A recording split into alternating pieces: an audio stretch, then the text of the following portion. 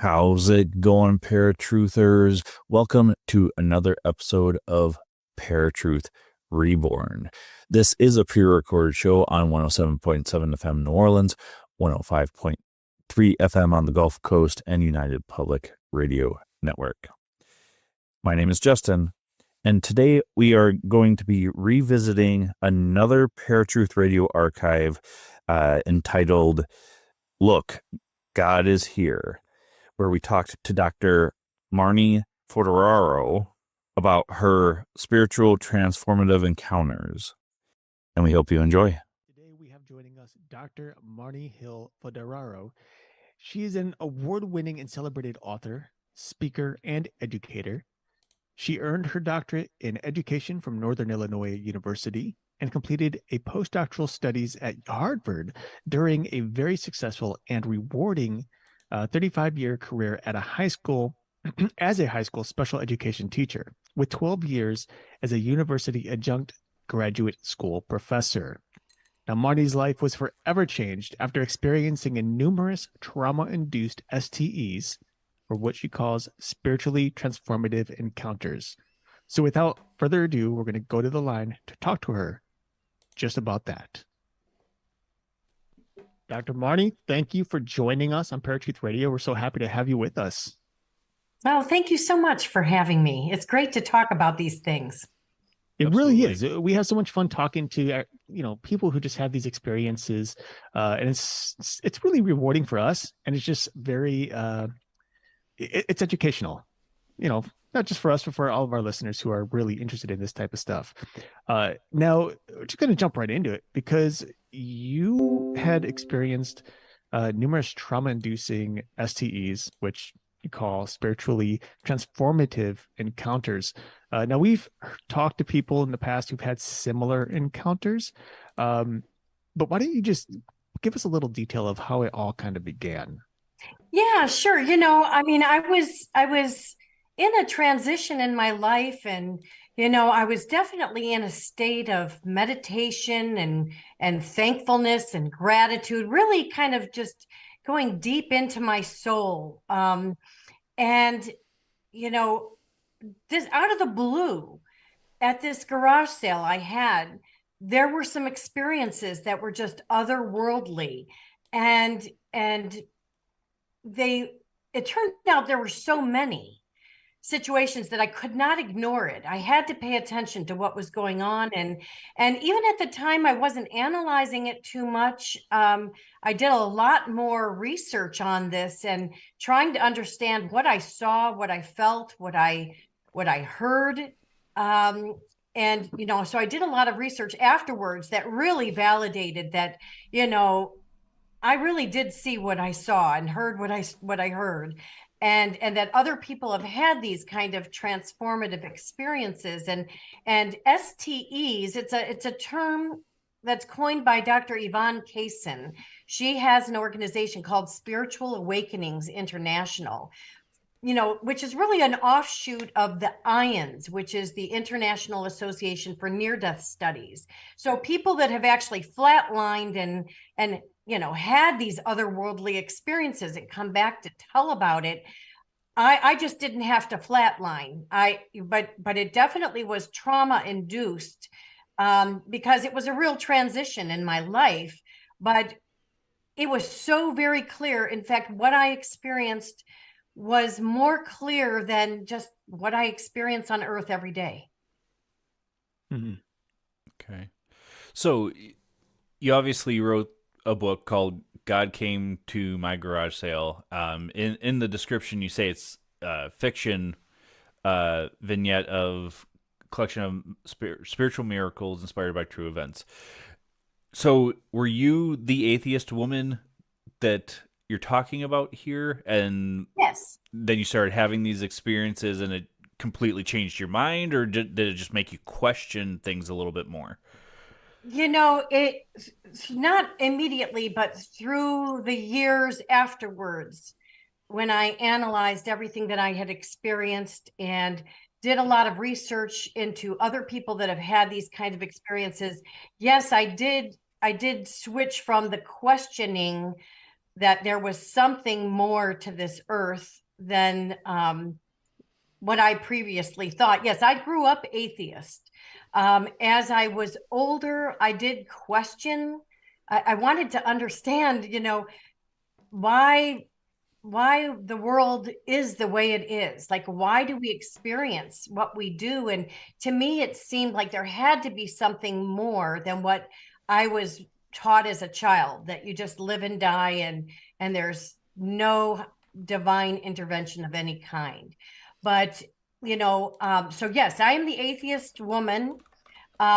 Even though it's not autobiographical and it is a fiction, it really is inspired by, my book was inspired by true experiences. So I took the experiences I had and I wrote it really in many ways, just kind of what I experienced. It's almost like words can't even describe fully what you have seen, what you have gone through.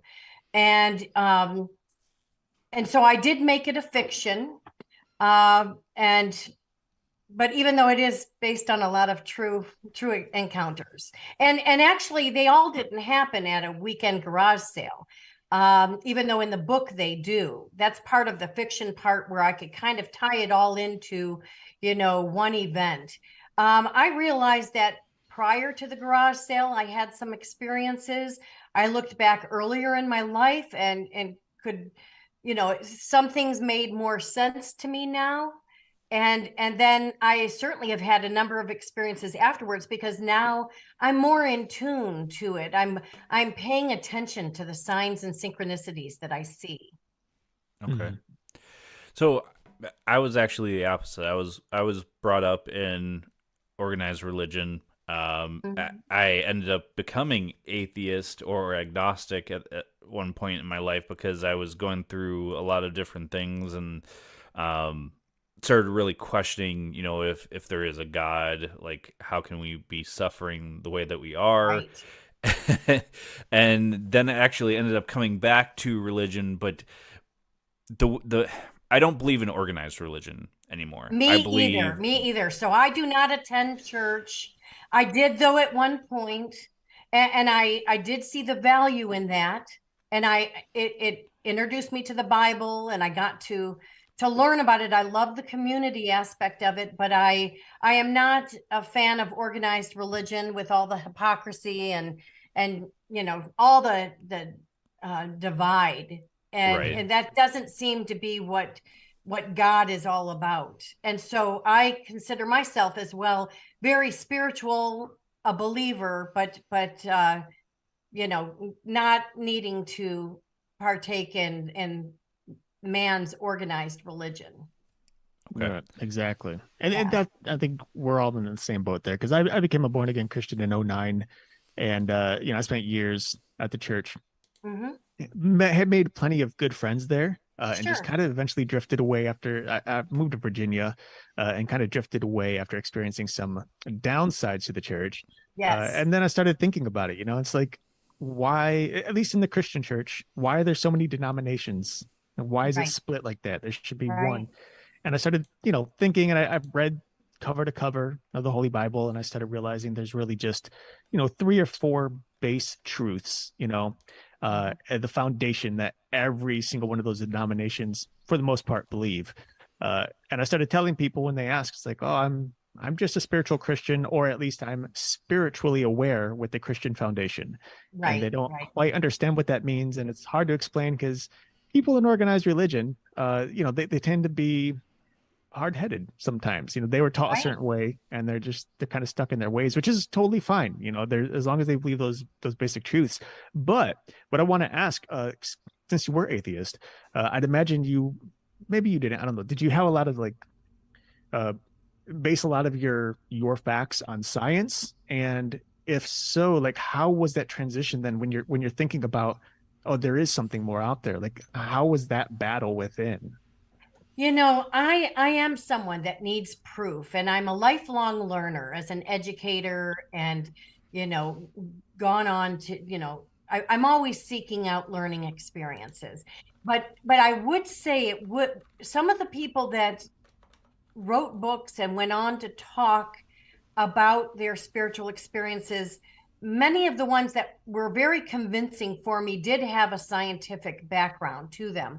For example, Dr. Eben Alexander, and he's the famous Harvard neurosurgeon that, died from meningitis, but had a near-death experience, came back to explain scientifically that there is absolutely no way that he could have experienced what he did in the state that his body was in, that it had to be attributed to a consciousness. And he does a lot of research on how consciousness survives physical death.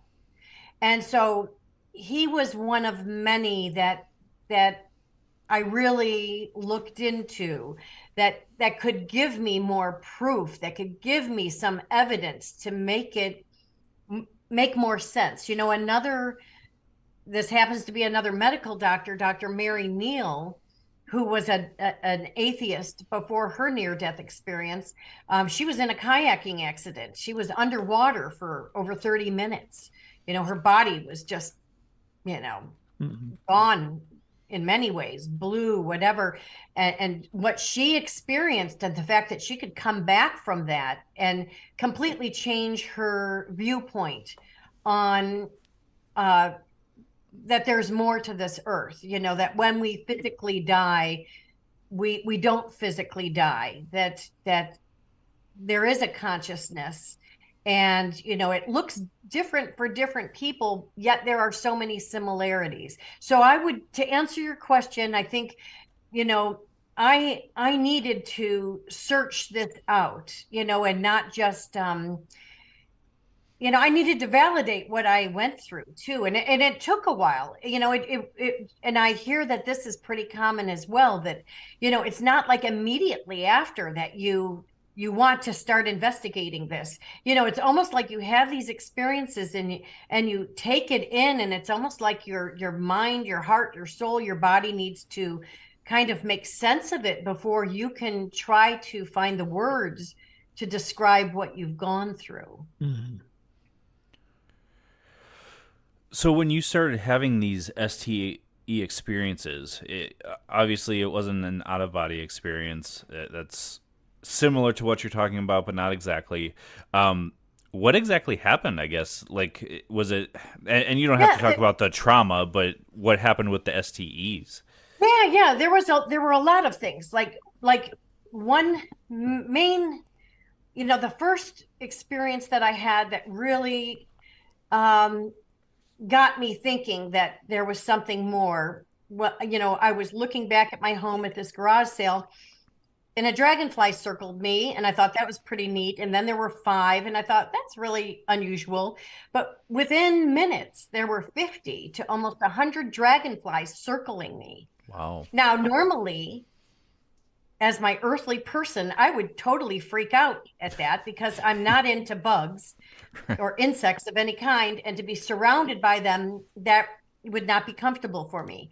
But I was just in a state of awe. I wasn't scared. I wasn't questioning it. I was just kind of accepting this experience. Everything was in slow motion. And I will tell you that all my encounters really happen in slow motion. So that's like a common thread for me, that I know that I'm experiencing something unique, because it's just like the air is clear jello or something like that. But I could see these dragonflies fly down the block. I could see them come back. It was so slow and so close and so clear that I could see the veins in the wings. I could see the iridescent colors. I could see different sizes that I immediately equated with souls, with people. So they were, babies and toddlers and teenagers and grandparents. And that's the feeling that I got too, was that, I was having this garage sale. I lost everything. It was very traumatic, but I was surrounded with this feeling of love and reassurance that I would be okay. So that was one experience. And I went on to have a couple other dragonfly experiences over the years. Another experience was where I experienced something. I heard information that I know was specific to me through electronics. So through a television set. And then I went on to read about that. Yes, sometimes people are contacted through electronics, and I wouldn't even believe any of this if I didn't experience it myself. I mean, honestly, that's how questioning I am. I'd be like, yeah, right. That, that really could never happen. But after I experienced it, I look at it very differently. I listen to other people's accounts and how they tell what experiences they had. I listen with a different ear, because I really get it now. But so I had an experience through a television set, kind of like an infomercial, that to me felt like I was sitting there for hours watching, when really I was confirmed it was only minutes. But time, there was just like no time. And I saw things specifically for me, and some things that I needed to verify later, which I did.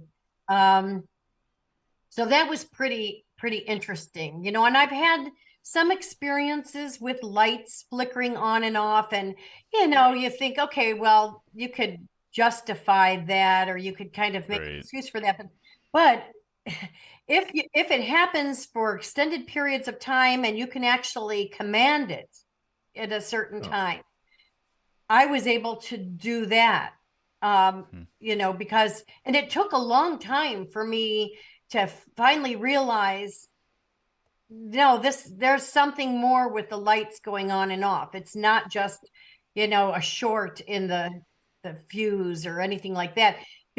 So it took me a long time. I mean, but when it finally dawned on me, I was challenging it. Like, I want proof. I will count to 3, and I'm not going to tell you when I'm counting to 3. And I want something to happen, and for me to believe this. And I did that over and over, and that was verified. So that was one experience. I had another experience with a license plate, and I know, people have license plates, and you can, kind of put 2 and 2 together and make up your own scenario. But that, again, it was too unique of a situation. It was more than coincidental. It was very synchronistic.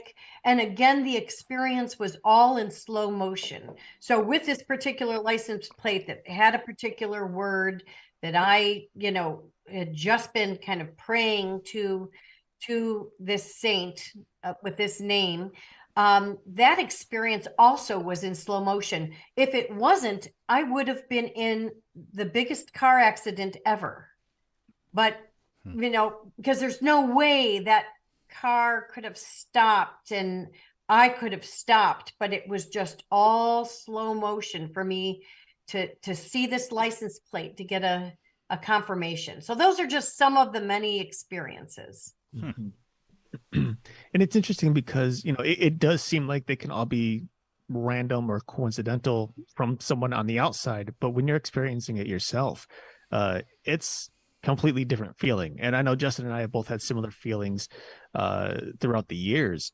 One thing that I think is really interesting is how you, much like we do when we do paranormal investigations, is you took the time to investigate what was happening with those lights to find that confirmation. Oh yeah, there's scientific evidence for your own purpose. It's not something you're looking. I can't imagine that you, and maybe I'm wrong, but you didn't like record it on video or something like that. It was just no. For your Well, own. I will tell you though, with the dragonflies, about 3/4 of the way through, when I started to come out of this kind of trance, I did pull out my cell phone and I recorded that. Okay. So I recorded 100 dragonflies flying around me. Wow. One thing that's really interesting about the dragonfly thing, was that the first experience that you had?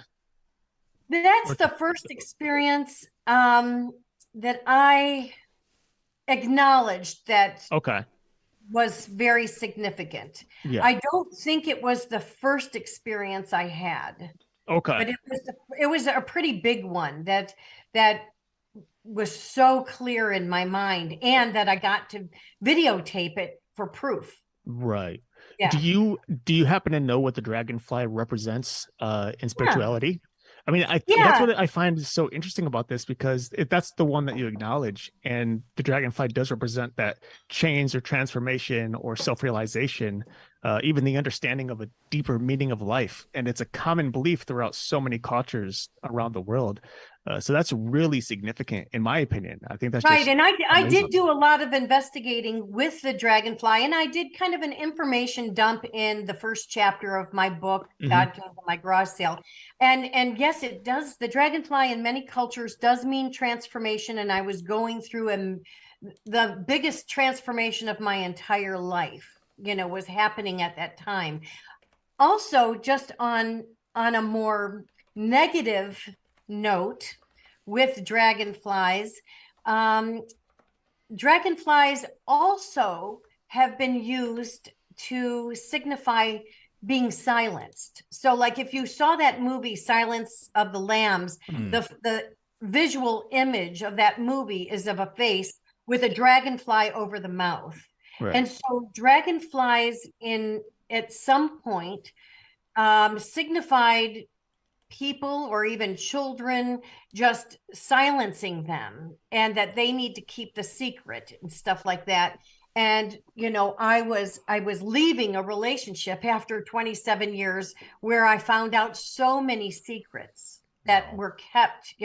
My values are of honesty and compassion and love and goodness, and that wasn't the case with this relationship that I chose to leave after almost 3 decades. And so I also wonder if there wasn't some of that, like silence, like, because I know that this person that I left would prefer that I would just be silent, that I would not speak the truth. And so I'm wondering if that was part of it. But I went on, actually, that same year, I was spending a holiday, Thanksgiving, for the first time without family. And I was living in the Chicago suburbs at the time.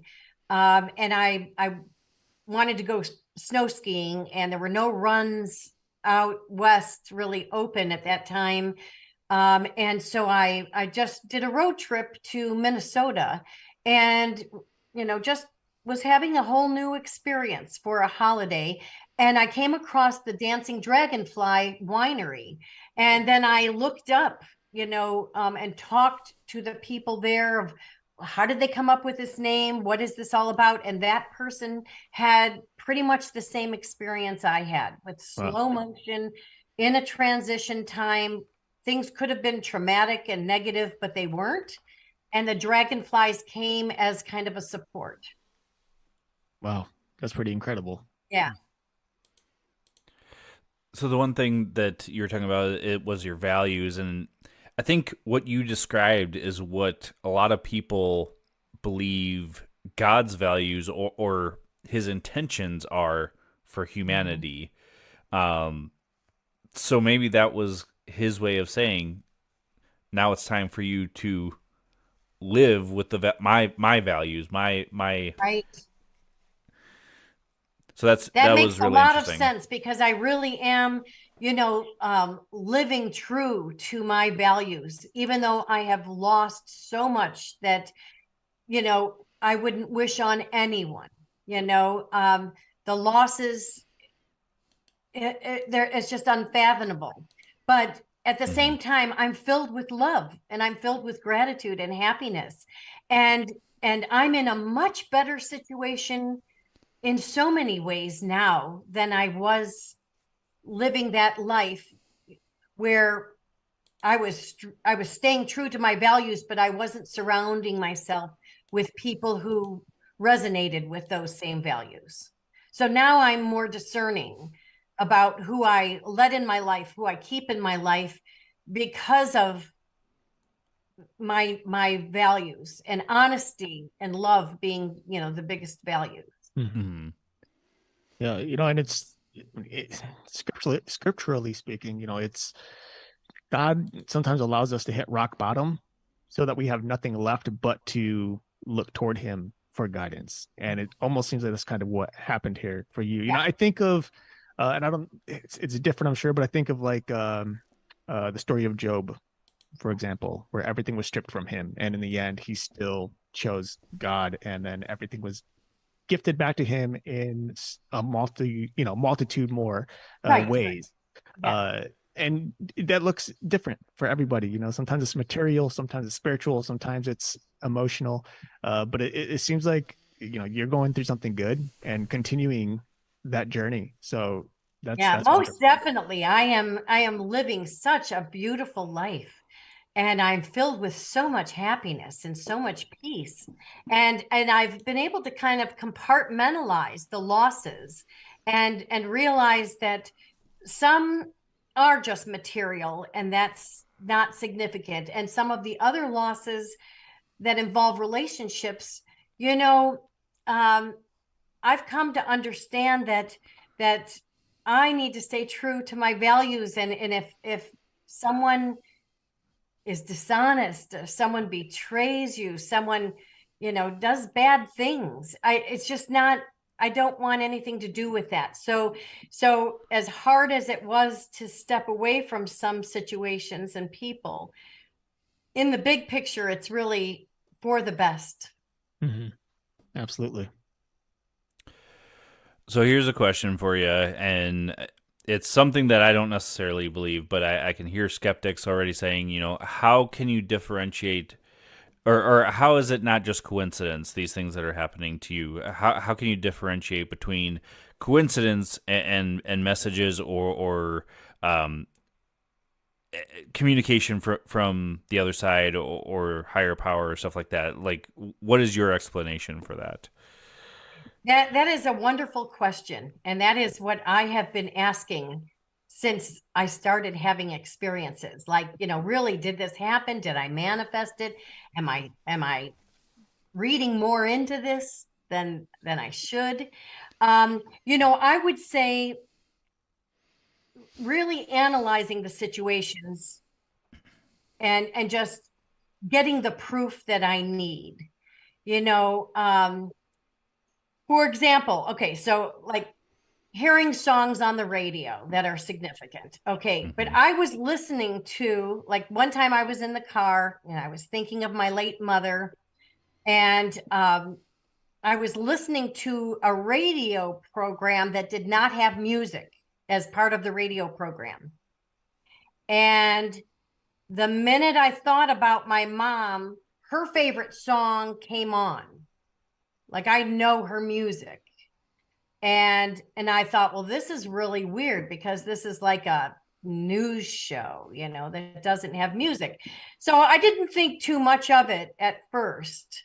But then afterwards, after that song was there, it was almost like the radio show was still going on with just the talk. And so then it's another time where I'm kind of trying to manifest, or I'm testing the situation.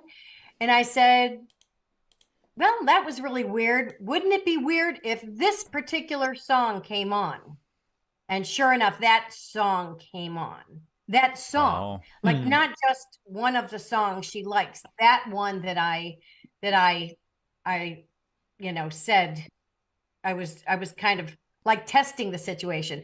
I stayed in my car in a parking lot for about a half an hour doing this with a number of songs. And finally I needed to go to an appointment, but that's another example of, it was just, it wasn't coincidental. And then I went on another day to listen to that same radio station just to see if they would play music at all. And they didn't. And I listened to it again. And then I actually went so far as to call up the radio station to, say, do you ever play music? And they say, no, it's just talk. It's just talk radio. Okay. So I needed more proof, that, but it just seemed it wasn't coincidental. So that's an example. Another example of this, where I don't think it's coincidental, I would find pennies. And, you hear pennies from heaven. You hear that, people find a penny on the ground, it's lucky. And but I would find pennies with one of my children's birth year all the time. I would look at that penny very closely. Sometimes I'd have to use a magnifying because my eyes, I'm getting older. But it seemed that for the longest time, anytime I found a penny, it was that year. It wasn't just finding a penny and having it be kind of just as I was thinking of this child, but it would be, I would pick it up and I would really look at it to investigate it because they all had the same date. And these are pennies picked up from various states, you know, all over different times. Wow. Same year all the time. So that's, you know, that just, it was just, I can't just say that's coincidental after a while, especially because I'm consciously thinking about it, and for a long period of time, you know, there was never any other dates on these pennies that I would find. Right. And one time I even found 3 pennies together and they were all the same date, like that. You know, I don't know. It's just, it just is very synchronistic. Right. And it just really, you know, I mean, I'd like to say that, I mean, I feel like I'm someone who believes 100%, but boy, I can always use another confirmation. You know what I mean? Like, you know, yeah, if you want to prove it to me again, I'll take it. Right. Because, you know, it's very hard for our earthly minds to wrap around that things like this can happen. Right. Yeah, I mean, it's human nature. It's meant, you know, we're more or less designed by the world to doubt everything that happens, you know, without physical like proof, without something in our face saying, hey, look, I'm right here. You know, I do that all the time. Like I think back to my early life as a Christian, a quote unquote baby Christian. And, you know, I think of all the signs that I saw, you know, through prayer, things that were answered, just little symbols and signs. Even to this day, like I'll walk, just walking down the street and just, you know, doing whatever. I'll look down and there'll be like 2 sticks that are perfectly matched together to form a cross. And it's like these little reminders, like, oh, don't forget I'm here, you know, type of thing. And, you know, there, like I said, there's prayers that I prayed that came true. And it's like, nowadays, I'm thinking back on those, you know, back in 2010, 11, 12, like, did that really happen? And the fact is it did, but it's just so hard to fathom. And, you know, you think, oh, was it just my mind? Was it all in my head? You know, and that's the constant battle I think that we're always going to be in, which is, I think, all the more reason to keep, I think, pressing and trying to find answers is the important thing, because that's what keeps us going forward and searching out. I agree. And then in the beginning, you know, when we began our conversation, you know, you talked about how, you know, are there coincidences? You know, are we just putting this together in our own mind? Are we just, you know, really seeing what we are seeing? And I just have to believe that we are. Like you also said something about how, you know, why do all these bad things happen to people? Like, how could there be so much earthly suffering and pain? Yet we, you know, as humans, have that spirit to keep going, to keep positive, to try to look on the bright side, to try to make things better. And, you know, because really, because of so much negativity and loss and corruption and fraud and death and disasters, all these terrible things, there has to be some sort of explanation that we as humans can handle what we are able to handle. I mean, some of the losses that I feel I have had, and I know there are many others that have had significant losses, you know, how do you put one foot in front of the other and keep going when the losses are so significant? But somehow there's some sort of spirit within us And I believe that I've been given signs by God to say I'm on the right path, that actually what I experienced was necessary. I needed to go to that rock bottom, dark place to really appreciate the light, the positivity, it's amazing. It's an amazing journey. But I will be someone who will be a lifelong learner on this. I just like so many people too, I felt compelled to write a book about it. You see so many books out there by people who have had experiences because they are compelled to share that, we are all love, we are all light, and to pay attention to these signs and synchronicities. And so through that, I found my author's voice. And that really came in handy, even though I was a teacher for many years. And, I've done a lot of writing and reading and that. But, I ended up moving from the Chicago suburbs to the Caribbean about 3.5 years ago, immersed in nature, just really in a healing journey, just connecting with Source, with God.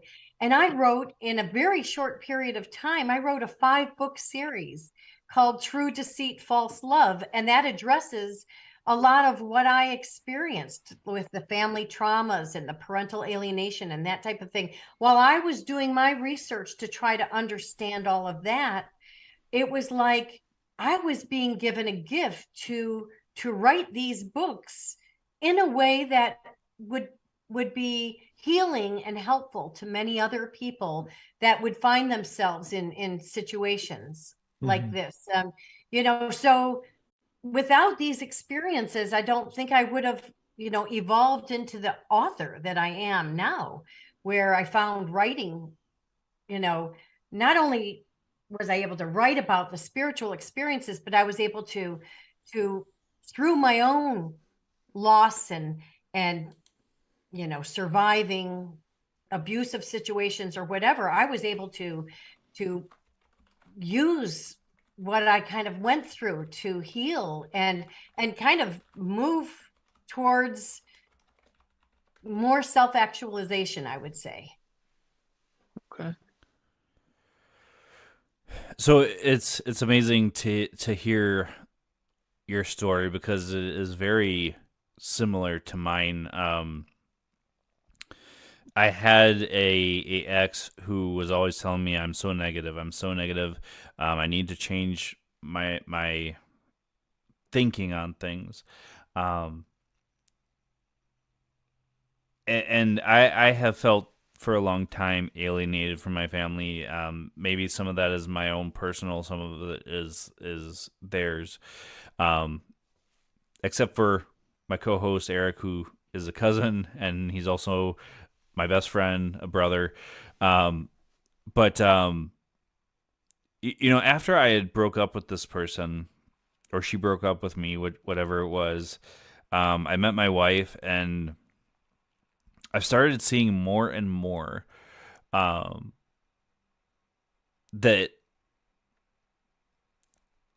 the phrase that I always use is, "It is what it is." And I'm horrible because I watch TikTok and I'm addicted to TikTok, but several videos I've seen recently is, the most dangerous person you can come across is somebody that uses the phrase, "It is what it is," because they're accepting everything as it is, and they're not going to let it affect their life. So for somebody who is down and out, letting everything get them down, what's the best advice you can give them with the STEs you've been having, and it being caused by the traumatic experiences you were having? What advice could you give people? Well, first of all, I'd like to say that don't be so hard on yourself, especially with one person saying that anyone who says it is what it is, fits into this kind of category. And actually, you did make a change. Whether it was made for you or you did it, you are no longer in that situation. So no, you have grown since then and are able to go back and reflect on some of these things. And unfortunately, sometimes loving, empathetic people surround ourselves with people that are controlling, manipulative. They have bad intentions. They look at us like, wow, I hit the jackpot. This person will put up with anything, and I'll suck them, suck the life out of them. I'll take their money. I'll take their children. I'll take their self-esteem. They do a lot of gaslighting to make you believe you're not as able or confident or capable as you really are. And so people can do a number on you, and families in some ways are the worst, whether it is a malevolent spouse or whether it is parents or extended family or siblings that, you feel like you're supposed to be in these relationships with them because that's what society says. But really, it might be the healthiest thing to move away from them. But as far as advice, what I would give to someone is follow your gut feeling. Pay attention to some signs that you would get that something just isn't right. If you're starting to question yourself or feel bad or you're walking on eggshells with people, you're just, your gut feeling is telling you something is just not right here. Pay attention to that. Pay attention, maybe even do some research. I'm a big one into researching and learning. Look into red flags and what are some red flags in relationships that, and isolation is one of them, so you've been gaslit, or people in this situation have been gaslit, which means they're smeared to other people. You kind of lose your support system of friends, family, and neighbors, even coworkers, because the malevolent people do whatever they can to put you down, directly or indirectly, to build themselves up. That's the only way they can validate, the shell of who they really are. And we're drawn to these people early on because they love bomb us. You have the same interests, you resonate on so many different levels. They like whatever you like. If you are someone who is spiritual, they are spiritual too, whether they are or not. If you are someone who likes Japanese food and they really hate Japanese food, they'll tell you they like Japanese food because at least in the beginning, they're trying to hook you in, and you get trauma bonded. And so terminology to me is a big thing, following your gut feeling, but also just terminology. Actually, the first book in my 5-book series, True Deceit, False Love, is 15,555 terms and phrases on narcissistic abuse, domestic violence, parental alienation. And then you have to do the inner reflection work to see your role, what was your foundation and things. And so there's intergenerational family trauma. But I didn't set out to write a 5-book series. I was just researching to understand what I was going through and trying to understand, why do bad things happen to good people? And how could I stay in a marriage for 27 years with someone that lies, is deceitful, manipulates money, has affairs, just as secretive, I don't know, how could I stay in that so long? And I can't kick myself because I really wanted to believe good in everyone.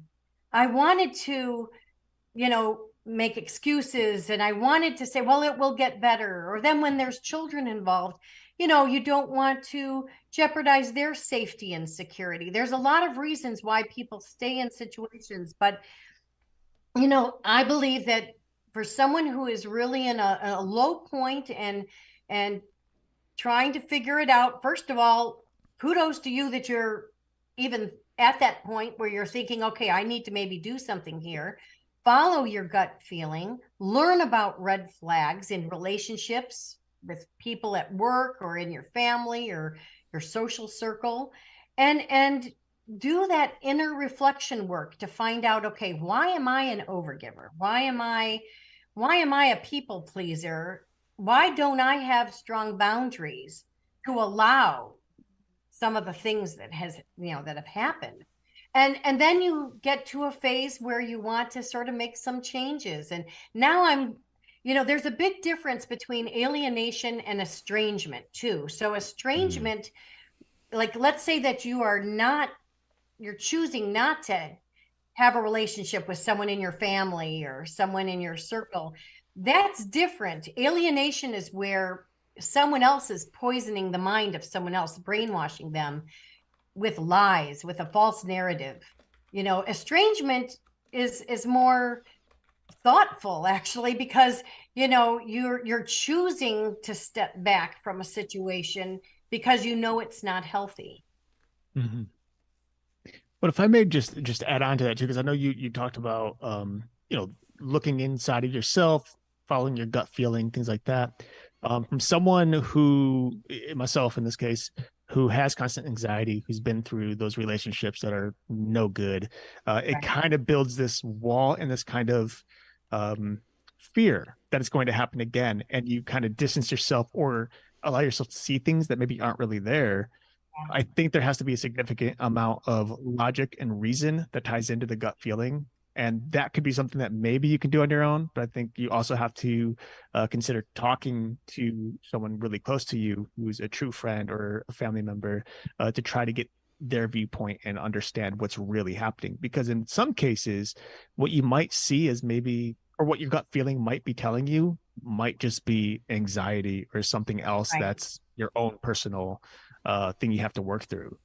Right. And anxiety does play, and it's a very common response to after you've been burned in some relationships, to tread lightly and just don't want to jump into these.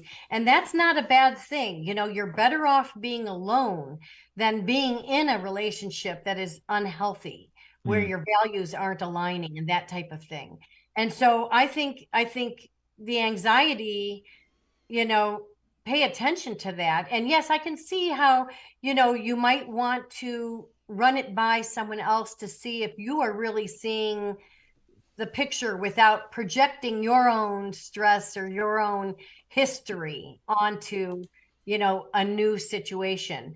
It's very hard to be open. Like I found love again, but I wasn't looking for it at all. And didn't even really want it, after what I had gone through. And I think give yourself permission that there's no timeline here for you to have to be in a relationship or to, become more social or something. Understand that the anxiety is real, and there's sometimes you do need to work through that, but sometimes that anxiety is a good thing, that it's kind of keeping you from getting in a situation that could be a repeat. Because a lot of people do, especially with narcissists, and there's, that's a term that's thrown around a lot today, but it's there are covert narcissists, vulnerable narcissists, even people that are spiritual narcissists. So they rope you in because, you just assume because they are connected with spirituality, or they are believers, or they're at a church or something, that they have good intentions, when really that might not be the case. So go easy on yourself, or just anyone in this situation. There's no hurry to get into any relationships, and it's okay to take time. And I would say really the best way to get through some of this is actually pursue the passions that you have. Start connecting more with yourself and what you like to do. And then you'd be amazed. There might be some other people that like some of those same things too. And you would have a common bond there. That is a natural common bond. It's not a forced bond. And I'm a big believer that actions and many times speak louder than words. So people can tell you all sorts of things. But people can lie. and even if you are seeking out support from someone, be careful that not to rely so much on others, and get back to relying a little bit more on just yourself. And there are many different ways to get validation or get suggestions, and see how other people have gone through it. There's so many books out there. There's many different podcasts out there. You don't want to, you've got to be careful too with friends, that you don't burden them with the same issues that you are going over and over and over and over in your head, and you need to go over and over and over, but that might be a lot for another person to take on. So find a balance there. But the anxiety, the way you described it, is negative, but I think in some ways anxiety can be good, because it's kind of like making you think twice about some things, and that's okay. There's no hurry. You don't have to answer to anyone. We need to get more connected with ourselves, and I think that is where God comes in, and where spirituality comes in, where you really realize you have a lot within you, within your own heart and soul. And then if you can throw some research into it and kind of take some time to investigate it, and take some time in quiet. We don't meditate or pray or just spend time alone as much as we should. And that's something these 3.5 years I've been able to do a lot. Swimming in the ocean, hiking the rainforest, just watching the sunsets, just really kind of slowing down. Mm-hmm. But I also am in a different phase of my life. I'm retired. I was a high school teacher for 35 years. So I did wake up to an alarm every day, and I was very busy tutoring and teaching college, and, doing all sorts of things. So I am in a different phase in my life. So I know it's a luxury that I have that time. Mm. All right, Marni. Well, it's about that time where we usually let our guests go, so I want to give you the chance to tell everybody where they can find your books, find you. The mic's all yours. Sure. Well, and thank you so much for having me on your podcast and just having this very thoughtful conversation. I mean, I don't know that we had answers, but we Right. sure got to talk about things, which is Right. great. All my books can be found on Amazon. That's the easiest place. Barnes and Noble. My publisher is Balboa Press, which is a division of Hay House. So there's a lot of spirituality and self-help kind of books there. But, I'm not on social media, but I have a website, which is the title of my spiritual fiction. So www.godcametomygarage.com. All right, Dr. Marni Hill Foderaro, thank you so much for being on ParaTruth Radio. Yeah, well, thank you so much for having me here. All right, folks, that was Dr. Marni Hill Foderaro. Make sure you check out her book and her website. All that's going to be linked on our website, paratruth.com. What do you think?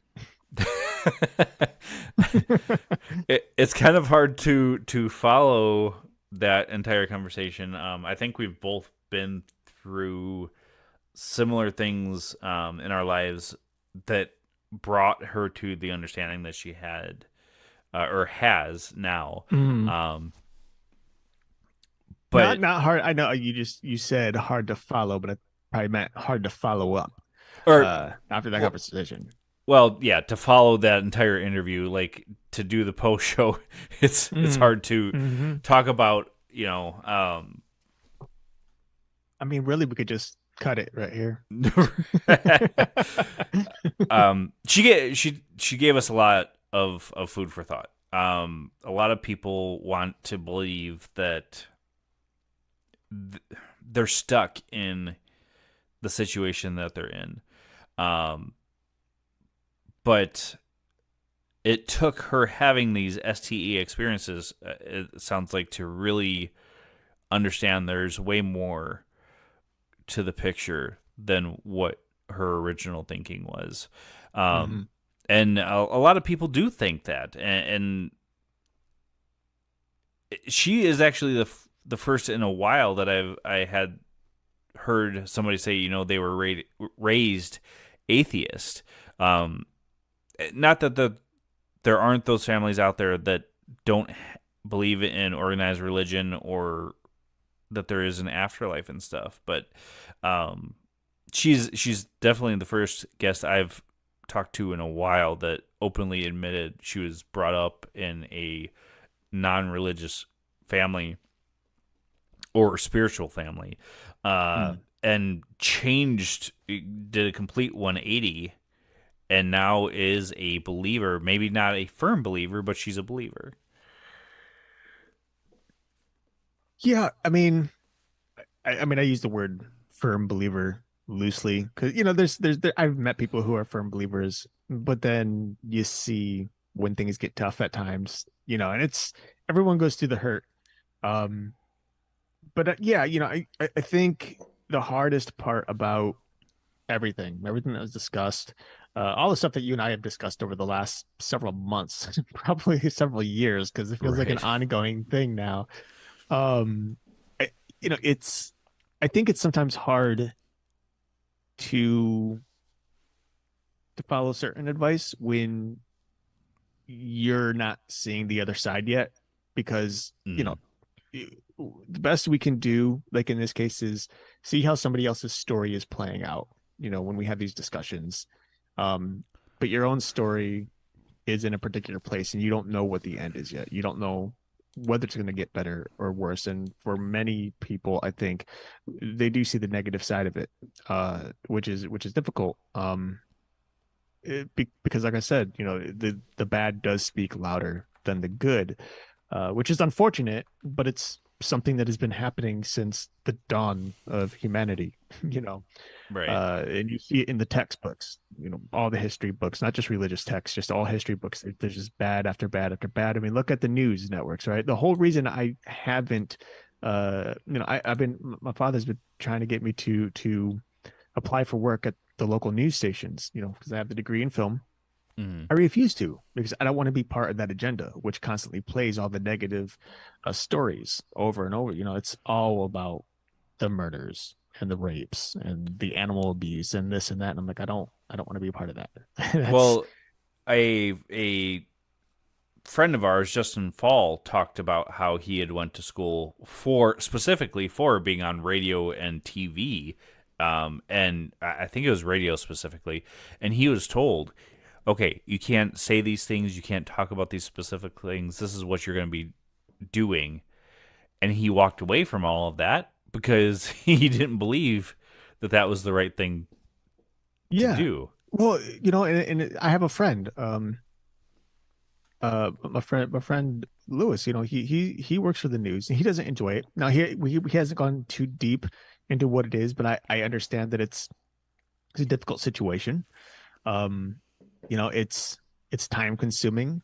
It's, I don't know. I can't speak for everybody, but from what I gather, based on reviews that I've read, comments that people have made who've worked in the news networks, especially in the production side of stuff, it's just a very negative atmosphere, so I just know that's something that I don't want to do. And it's like trying to put that wall up against as much negativity as possible.